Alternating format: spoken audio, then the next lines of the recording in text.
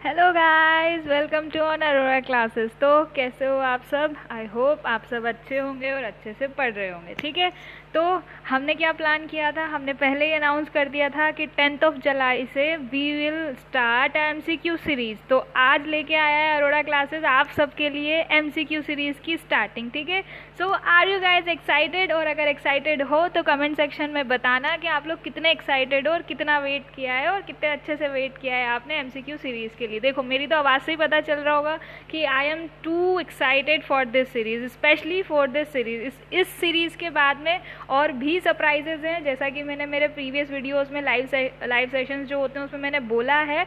और अगर आप मेरे लाइव सेशंस नहीं ले रहे हैं तो क्या कर रहे हो गाइस? लाइव सेशन लो ना जाके। इनकम टैक्स के लाइव सेशन चल रहे हैं, मैं फुल कोर्स करा रही हूँ मेरे चैनल पे, यानी कि आपके चैनल पे अरोरा क्लासेस पे। किसका? एनटीए नेट जेआरएफ का। ठीक है, तो जाके अगर वो वीडियोस नहीं देखे हैं तो वो वीडियो देखो। मॉर्निंग में 8 AM पे लाइव सेशन होते हैं हमारे, हर यूनिट के ऊपर लाइव सेशन होता है, तो जाके ज्वाइन करो गाइज। ऐसे मत करो, पेपर आने वाला है, पढ़ लो। ठीक है, चलो स्टार्ट करते हैं। आज हम स्टार्ट करेंगे हमारे पेपर 1 की यूनिट से। ठीक है, और इसमें कोई यूनिट्स नहीं है, ये सिर्फ मिक्सअप है। हमने हर यूनिट से एक एक क्वेश्चन उठाने की कोशिश करी है मैंने, जितने क्वेश्चन कवर कर सकते हैं। हर पार्ट में हम 10 क्वेश्चन, ईच 10 क्वेश्चन कवर करेंगे। ठीक है, चलो तो विदाउट एनी फर्दर ड्यू हम लोग स्टार्ट करते हैं। देखो, अरोरा क्लासेस है और अगर आप न्यू हैं तो प्लीज़ सब्सक्राइब कर लें चैनल को और पास में जो बेल आइकन है उसको प्रेस कर लें। वीडियो को लाइक करके जाएं और अपने फ्रेंड के साथ शेयर कर लें। ऑफ कोर्स इतनी मेहनत हो रही है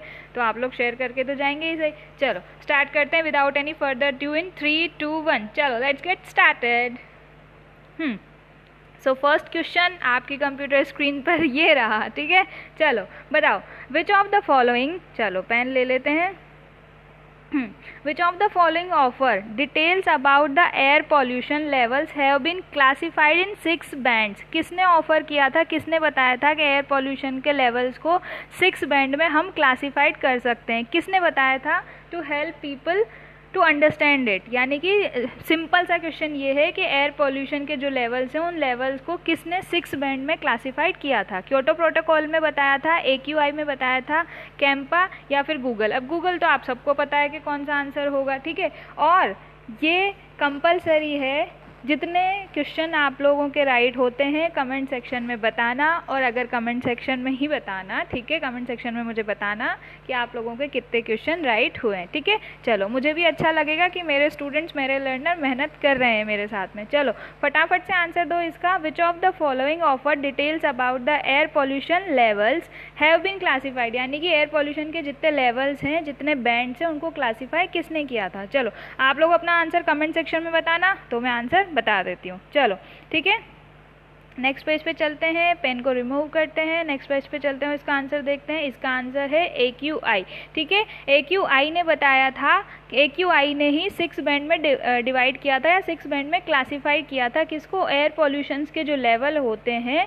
और हिंदी इंग्लिश वाले मैं फिर से बता रही हूँ क्योंकि कल 2-3 मेल्स आए थे मेरे पास जो बच्चे हिंदी मीडियम स्टूडेंट्स थे। तो guys I am proudly say this कि मैं भी एक हिंदी मीडियम स्टूडेंट हूँ। I am also Hindi medium student too. तो कोई टेंशन की बात नहीं है, इंग्लिश आ रही है तो हम लोग हिंदी में कन्वर्ट करके बता रहे हैं और आप लोग धीरे धीरे, ट्रस्ट मी, आप लोगों को भी आदत हो जाएगी। जब मैंने स्टार्ट किया था तो मुझे भी थोड़ी दिक्कत होती थी, तो मैं हूँ आप लोगों के साथ। कहीं भी वर्ड्स प्रॉब्लम होती है, कुछ भी होता है तो हम लोग हैं, हम लोग सारा हिंदी इंग्लिश टू कन्वर्ट करके सब कर लेंगे। और क्वेश्चंस को सिर्फ पढ़ो, क्वेश्चन को हमें पूरा इंग्लिश में थोड़ी रटना है, हमें सिर्फ ये देखना है कि क्वेश्चन पूछ क्या रहा है। ठीक है, अब जैसे इस क्वेश्चन ने पूछा था कि एयर पॉल्यूशन के लेवल को 6 बैंड में क्लासीफाई किसने किया था? सिंपल सी बात थी, ताकि लोग उसको समझ पाएँ कि कितना एयर पॉल्यूशन के लेवल होते हैं। तो किसने किया था? AQI ने किया था। ठीक है, अब AQI है क्या ये मैं नहीं बताऊँगी, ये भी आप मुझे कमेंट सेक्शन में बताएंगे। और अगर आपको नहीं पता चलता है तो फिर मैं आपको बताऊंगी नेक्स्ट वीडियो में कि AQI होता क्या और AQI की पूरी डिटेल्स क्या है। चलो ठीक है, नेक्स्ट क्वेश्चन पे जंप करते हैं फटाफट से। देखो, which of the following act, let me take the pen, which of the following act in India directly supports the United Nation Convention? अब यूनाइटेड नेशन की जो कन्वेंशन हुई थी, इंडिया का ऐसा कौन सा एक्ट है जो यूनाइटेड नेशन में जो कन्वेंशन हुई थी, किस पे? बायोलॉजिकल डाइवर्सिटी पे। बायोलॉजिकल डाइवर्सिटी के ऊपर यूनाइटेड नेशन में जो कन्वेंशन हुई थी, इंडिया का ऐसा कौन सा एक्ट है जिसने सीधे सीधे यानी कि डायरेक्टली सपोर्ट किया था किसको, बायोलॉजिकल डाइवर्सिटी की जो कन्वेंशन हुई थी यूएन में, उसको सपोर्ट किया था। तो किसने सपोर्ट किया था बताओ, नेशनल इन्वायरमेंटल ट्रिब्यूनल एक्ट 1995 ने सपोर्ट किया था, इन्वायरमेंटल प्रोटेक्शन एक्ट 1986 ने सपोर्ट किया था, the air prevention control and pollution act ने सपोर्ट किया था, और else the biological diversity act ने सपोर्ट किया था। चलो बताओ फटाफट से, कमेंट सेक्शन में अपने आंसर को मेंशन कर दो, फटाफट से बता दो। चलो चलो बता देना आप कमेंट सेक्शन में, मैं आंसर बताती हूँ। आंसर है the biological diversity act. Of course answer में ही गिवन था, कहीं ना कहीं तो दिमाग लगा ही सकते हैं। बायोलॉजिकल डाइवर्सिटी है तो बायोलॉजिकल डाइवर्सिटी एक्ट ही सपोर्ट करेगा, ठीक है। ये तो बहुत अच्छा सा क्वेश्चन था, बहुत सिंपल सा क्वेश्चन में ही आंसर दिया हुआ था। कई बार होता भी है ये गाइज, हम लोग आंसर्स में ही ढूंढते रह जाते हैं और वो क्वेश्चन में आंसर देके फ्री हो जाता है एग्जामिनर। कितनी बार क्वेश्चंस में ही हिंट दे देता है कि आंसर क्या होगा या क्या होना चाहिए, ठीक है। तो इसका आंसर क्या होगा, बायोलॉजिकल डाइवर्सिटी एक्ट ने सपोर्ट किया था, जो यूएन की कन्वेंशन थी, किस पे हुई थी, बायोलॉजिकल डाइवर्सिटी पे हुई थी, ठीक है। चलो थर्ड क्वेश्चन पे जंप करते हैं फटाफट से। What is meant by water pollution? Oh, it's so simple. कितना सिंपल क्वेश्चन है, फटाफट से बता दो guys. What is meant by water pollution? Raw sewage by water pollution, substance that will modify the water in negative fashion, illegal dumping on substance or item within bodies of water, and the fourth one and the last one is industrial waste spills contaminating groundwater। चलो फटाफट से answer बताओ। एक तो रो sewage है by water pollution, यानी कि water pollution की वजह से रो सीवेज हो रहा है, हाँ ठीक है। उसके बाद दूसरा ऑप्शन है हमारे पास, जो हमारे सब्सटेंस है यानी कि जो कण हैं, जो पदार्थ होते हैं, वो क्या हो रहे हैं, वाटर में जाके मिल रहे हैं, पर किस में, देखो नेगेटिव फैशन में जाके वाटर बॉडीज में मिल रहे हैं। थर्ड पार्ट है हमारे पास, थर्ड ऑप्शन है सॉरी हमारे पास, इनलीगल डंपिंग ऑफ सब्सटेंस और आइटम्स विद इन। इसको क्लियर कर लेते हैं, अब वापस पेन लेते हैं क्योंकि हमें दिख ही नहीं रहा था। डंपिंग सब्सटेंस और items with in bodies of water, illegal dumping substance means वो जो छोटे छोटे कण होते हैं, जो छोटे छोटे पदार्थ होते हैं, जो जाके मिल जाते हैं किसमें, वाटर में, जिससे पानी गंदा हो जाता है, और that cause to water pollution, ठीक है। इंडस्ट्रियल वाटर स्पिल्स कंटेमिनेटिंग यानी कि गंदा कर देते हैं किसको, ग्राउंड वाटर को। चलो फटाफट से आंसर टिक कर दो, अपना कमेंट सेक्शन में बता देना, और मुझे कमेंट सेक्शन में पूरे आंसर्स चाहिए कि आप लोगों के कितने स्कोरिंग हुई है, ठीक है। चलो आंसर देखते हैं इसका। ओहो, इसका आंसर है, answer option number second, substance that will modify the water in a negative fashion. क्योंकि पॉल्यूशन का मतलब ही क्या है, पॉल्यूशन का मतलब ही नेगेटिविटी है। बोला था ना कि आंसर क्वेश्चन में ही छुपा हुआ होता है। पॉल्यूशन मीन्स कुछ गलत हो रहा है, कुछ गंदा जो आपके लिए हार्मफुल है, आपकी हेल्थ के लिए हार्मफुल है। वाटर पॉल्यूशन अब कितनी बार होता है कि जो वाटर में पॉल्यूशन होता है, और कितनी बार क्या होता है, ये वाटर पॉल्यूशन से फिर क्या होता है, कोई लोग उसका पानी पी लेते हैं, कहीं मतलब जो उसमें एनिमल्स रहते हैं, वाटर जो मतलब फिशेज़ और वो सब होती हैं, वो सब पानी पीते हैं, तो उनसे क्या, उनकी हेल्थ को हार्म होता है, मर जाते हैं कितनी बार, क्या होता है, तो वो सब क्या होता है, नेगेटिव उसमें होता है, ठीक है। तो नेगेटिव उसमें लेके इसका आंसर हमारे पास आएगा ऑप्शन नंबर सेकेंड, ठीक है। चलो आगे बढ़ते हैं, फोर्थ क्वेश्चन देखते हैं। ओहो, फोर्थ क्वेश्चन आया मैथ्स का। बहुत सारे बच्चे मैथ्स और लॉजिकल रीजनिंग के क्वेश्चन से डरते हैं। चलो अब डरने की कोई बात नहीं है, हम बहुत इजी वे में सॉल्व करेंगे, ठीक है, क्योंकि मैं भी डरती थी, फिर जब प्रैक्टिस करी सारी चीज़ें हो गई। चलो बताओ, इफ़ 64 इज इक्वल टू 54, देखो अगर 64 54 को सेम लेके चलें तो 91 के बराबर हमारे पास कौन सी डिजिट आएगी। अब इसको सॉल्व करेंगे तो क्या 63 आएगा, 101 आएगा, 32 आएगा या 70 आएगा। इसका आपको कमेंट सेक्शन में बताना है कि किसने इस क्वेश्चन को कितने सेकंड में सॉल्व करा। I want the answer in seconds, ठीक है। आप लोगों को कमेंट करके बताना है, ये आपका काम है कि आपने इस क्वेश्चन को कितने सेकेंड में सॉल्व कर लिया, कि इसका आंसर क्या होगा। जिसने जितना जल्दी सॉल्व कर लिया होगा उसका नेक्स्ट वीडियो में नाम के साथ शाउट आउट होगा मेरे नेक्स्ट वाले सेशन में, जिसने जितना जल्दी। इसलिए अपना टाइम कमेंट सेक्शन में बता देना कि किसने कितने सेकंड में इसको सॉल्व कर लिया है। तो जिसने जल्दी सॉल्व किया होगा उसका नाम नेक्स्ट वीडियो में शाउट आउट में होगा मेरी तरफ से, ठीक है।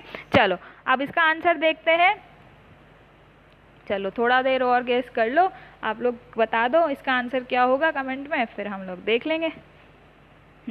चलो आगे बढ़ते हैं, इसका आंसर देखते हैं। अब इसका आंसर होना क्या चाहिए, देखो फोर्थ क्वेश्चन है, इसका आंसर होगा 63। The answer will be 63। Why and how, let's check why and how 63। ठीक है, देखो हमें क्या करना था, 64 इज इक्वल या 54 के बराबर लेना है। तो देखो अब इसे सॉल्व कैसे करेंगे, 6 + 4 को प्लस करेंगे। ठीक है, ये देखो हमने 6 + 4 को प्लस किया तो हमारे पास आया 10। ऐसे ही हमने 5 + 4 को प्लस किया तो हमारे पास आया 9।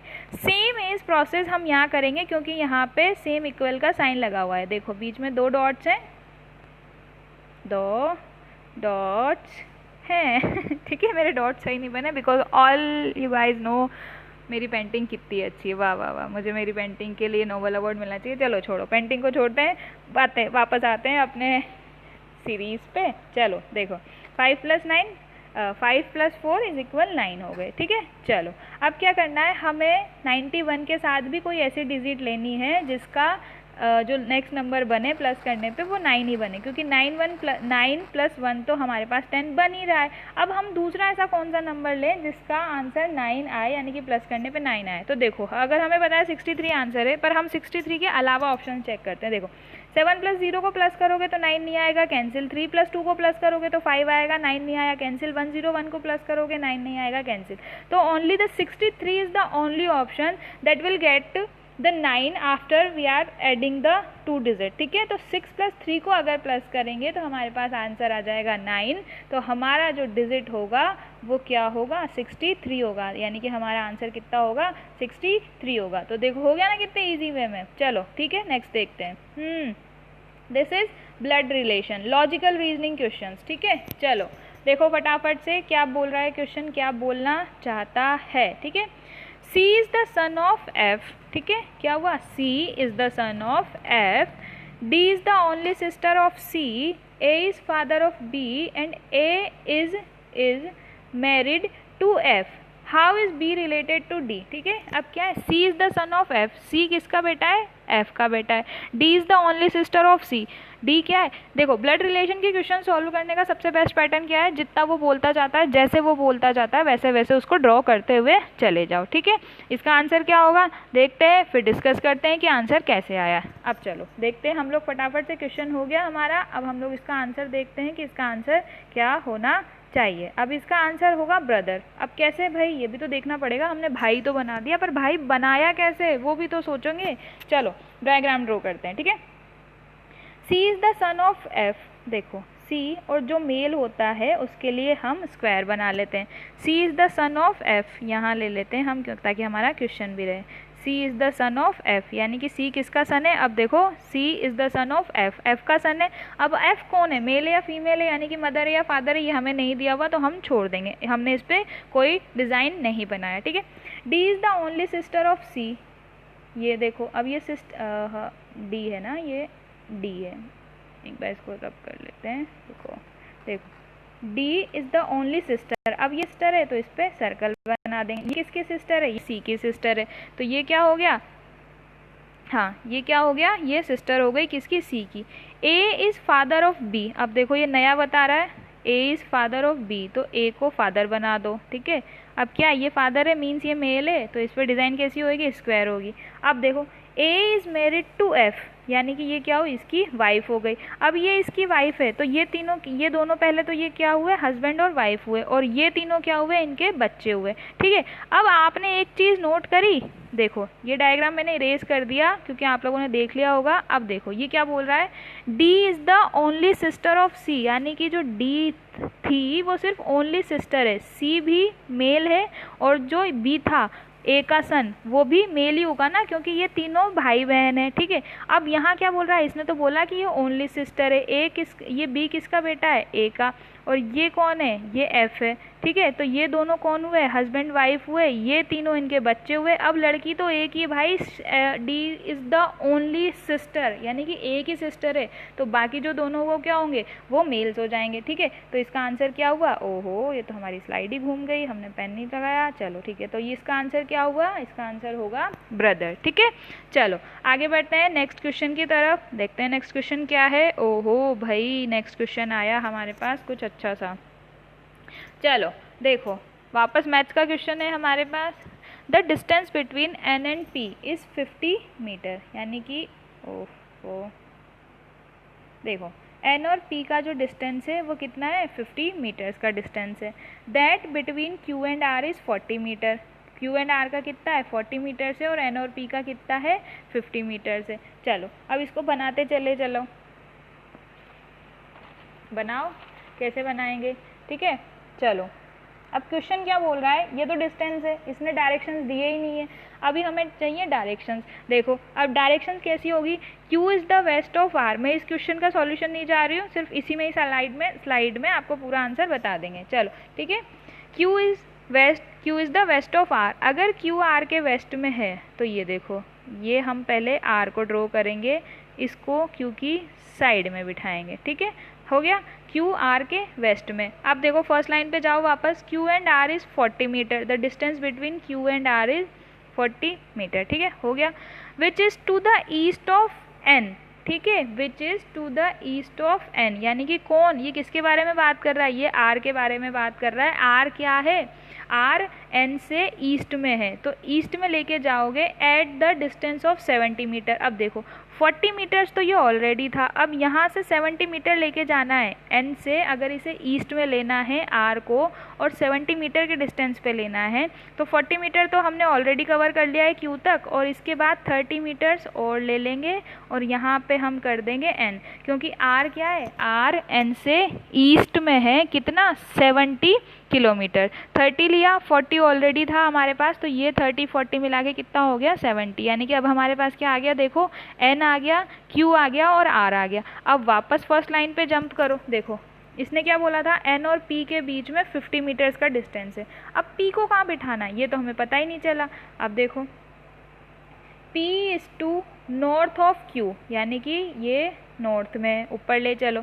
अब कितना है ये तो बोला ही नहीं था, यहाँ से पता चला था हमें तो कि 50 मीटर्स का डिस्टेंस है, ठीक है। तो ये डायग्राम हो गया। अब आपने देखा होगा हम लोग क्वेश्चन कैसे सॉल्व करेंगे, हमें क्या फाइंड आउट करना है, हमें P और Q फाइंड आउट करना है। तो देखो यहाँ पे मैं बनाती हूँ P और Q अगर हमें फाइंड आउट करना है, चलो देखो मैंने इसको रब कर दिया पूरा। अब हमें क्या फाइंड आउट करना है, हमें P और Q फाइंड आउट करना है। अब हम फाइंड आउट कैसे करेंगे, हम लगाएंगे एक फॉर्मूला। फॉर्मूले में क्या लगाएंगे, देखो हमें चाहिए N और P का स्क्वायर माइनस N और Q का स्क्वायर, ठीक है, क्योंकि हमें किसकी, P और Q की वैल्यू चाहिए, N और Q का निकाल के उसको माइनस कर देंगे। अब देखो 50 का स्क्वायर माइनस 40 का स्क्वायर करेंगे तो हमारे पास 50 का स्क्वायर कितना आएगा 2500, ठीक है, और इसका रूट चलेगा, और हमारे पास 40 का स्क्वायर कितना आएगा, सॉरी 30 का स्क्वायर कितना आएगा हमारे पास 900, क्योंकि N और Q का चाहिए ना, तो 30 था हमारे पास तो 900 आ जाएगा। माइनस करेंगे तो 1600 आएगा, और ये क्या है, ये सब स्क्वायर में चल रहा है। अब 1600 का स्क्वायर खोलोगे तो आंसर कितना आएगा 40, और हमारा पास आंसर कितना आ रहा है 40, ठीक है। तो ये क्वेश्चन भी हमारा सॉल्व हो गया, फटाफट से हमारे पास आंसर आ गया 40 metres. The distance between P and Q is 40 metres. चलो नेक्स्ट क्वेश्चन देखते हैं फटाफट से। Attitude scale is the best example of the following research, ठीक है। चलो बताओ, attitude scale is the best example for which of the following research survey. Answer comment section में बताना ना भूलें, बिल्कुल बताते रहो कि, और क्लासेस कैसी लग रही है ये भी बता के जाना, और अगर यहाँ तक की वीडियो अच्छी लगी हो तो वीडियो को लाइक कर लो, 1 मिनट पॉज करके वीडियो को लाइक कर लो, उसके बाद आगे बढ़ते हैं। भाई ऐसी भी क्या जल्दी है, ठीक है। चलो बताओ, attitude scale is the best example for which of the following research survey. बताओ फटाफट से, एटीट्यूड स्केल भी क्या होता है ये हम लोग देखेंगे। अब बताओ एटीट्यूड स्केल, इस क्वेश्चन का आंसर क्या होना चाहिए। चलो देखते हैं, इस क्वेश्चन का आंसर है इस क्वेश्चन का आंसर है क्वेश्चनायर। एटीट्यूड स्केल किसके लिए बेस्ट एग्जाम्पल, एटीट्यूड स्केल किसका बेस्ट एग्जाम्पल है, क्वेश्चनायर जो रिसर्च सर्वे मेथड्स होते हैं, हमारे पास इंटरव्यू होता है, या तो हम रिसर्च सर्वे कैसे कर सकते हैं, किसी से पूछ सकते हैं, क्वेश्चनायर्स बना के कर सकते हैं, क्रॉस सेक्शन सर्वे कर सकते हैं, लॉन्गिट्यूड सर्वे कर सकते हैं। ये तो हो गए रिसर्च सर्वे के टाइप्स। अब एटीट्यूड स्केल होता क्या है, अगर आपको पता है तो आप मुझे कमेंट सेक्शन में बता देना, नहीं तो नेक्स्ट वीडियो में तो मैं बताऊंगी सही। अगर आपको पता है तो मुझे जान के ज़्यादा अच्छा लगेगा कि आपको पता है, ठीक है। चलो, इस क्वेश्चन का आंसर फिलहाल के लिए हुआ क्वेश्चनायर्स। डिस्कस हम नेक्स्ट वीडियो में करेंगे कि what is the attitude scale, right. चलो नेक्स्ट क्वेश्चन देखते हैं। बहुत इजी सा क्वेश्चन है, बहुत easy question. Which of the following is not one of steps of teaching. कौन सा टीचिंग का एक स्टेप नहीं है? क्या प्लानिंग नहीं करते हैं, प्रिपरेशन नहीं करते हैं, प्रेजेंटेशन नहीं देते हैं, या परसेप्शन नहीं करते हैं? बताओ कौन सा एक टीचिंग का स्टेप है जो नहीं है टीचिंग का स्टेप? कौन सा एक ऑप्शन है जो टीचिंग का स्टेप नहीं है? चलो फटाफट से बता दो आंसर। चलो देखते हैं क्या है। परसेप्शन जो होता है, परसेप्शन टीचिंग के स्टेप्स में काउंट नहीं होता है, ठीक है। प्लानिंग हम करते हैं टीचिंग के लिए, प्रिपरेशन भी करते हैं, प्रेजेंटेशन भी देते हैं, बट जो परसेप्शन होता है वो टीचिंग के स्टेप्स में हम लोग काउंट नहीं करते हैं, ठीक है। तो इसका आंसर क्या हुआ? परसेप्शन इसका आंसर होगा, ठीक है। चलो अब देखो, which of the following is are known as remarkable objective of teaching. अब टीचिंग के ऑब्जेक्टिव क्या क्या हो सकते हैं? This is also a very simple question, this is just a piece of cake type of question, very easy, ठीक है। ये आप लोगों के शू का क्वेश्चन है, शू इन द सेंस कि आप लोगों के साइज का क्वेश्चन है, कि आप लोगों के अकॉर्डिंग, आप लोगों के लेवल के अकॉर्डिंग बहुत ईजी क्वेश्चन है, ठीक है। चलो बता दो इसका ऑब्जेक्टिव। तो सबको पता होते हैं कि टीचिंग के ऑब्जेक्टिव्स क्या क्या हैं, ठीक है। बताओ।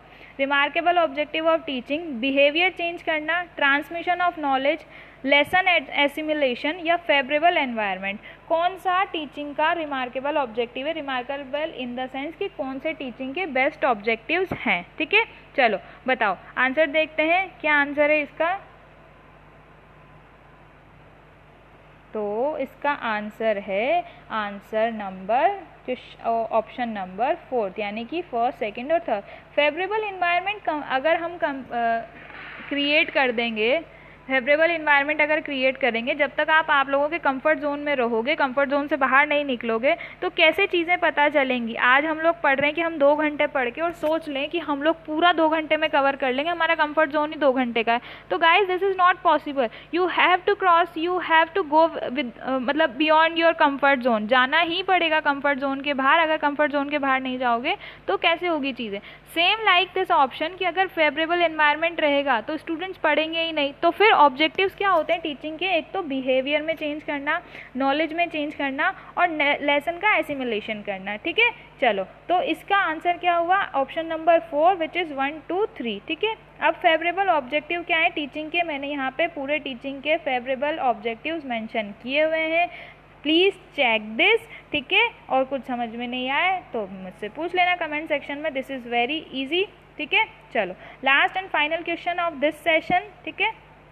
चलो this is also very easy question. मैंने फर्स्ट में इसीलिए सबसे इजी क्वेश्चन निकाले कि हाँ ठीक है, थोड़ा इजी लेवल से स्टार्ट करते हैं ताकि हम लोगों को भी एकदम से ज़्यादा वो ना हो जाए, ठीक है। चलो, which variable does the experiment manipulation. Manipulation कौन सा वेरिएबल करता है? देखो वेरिएबल 2 टाइप्स के हो सकते हैं, इंडिपेंडेंट, डिपेंडेंट, ठीक है। अब इसका आंसर मैं खुद आपको वैसे ही बता देती हूँ। देखो इंडिपेंडेंट जिसकी वजह से, जो इंडिपेंडेंट है यानी कि वो कुछ भी कर सकता है, और जो डिपेंडेंट है वो दूसरे पे डिपेंडेंट रहेगा। तो मैनिपुलेशन कौन सा करेगा? जो दूसरे पे डिपेंड है या जो दूसरे पे जो इंडिपेंडेंट है? तो ऑफकोर्स जो दूसरे से इंडिपेंडेंट है वही मैनिपुलेशन करेगा। तो इसका आंसर क्या होगा? इंडिपेंडेंट वेरिएबल इसका आंसर होगा, ठीक है।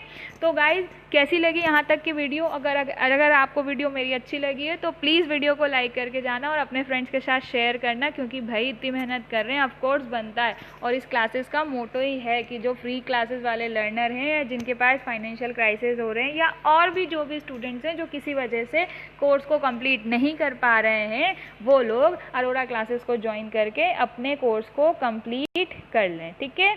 Thank you so much for today's session. Regular मिलेंगे, रेगुलर वीडियो अपलोड्स होंगे MCQ सीरीज़ के। कल वीडियो आएगा हमारे पास पेपर 2 का, रिलेटेड टू पेपर 2 यूनिट 1 से हम लोग स्टार्ट करेंगे, विच है आर स्टैटिक्स यूनिट। ठीक है, स्टैटिक्स की यूनिट से हम लोग स्टार्ट करेंगे।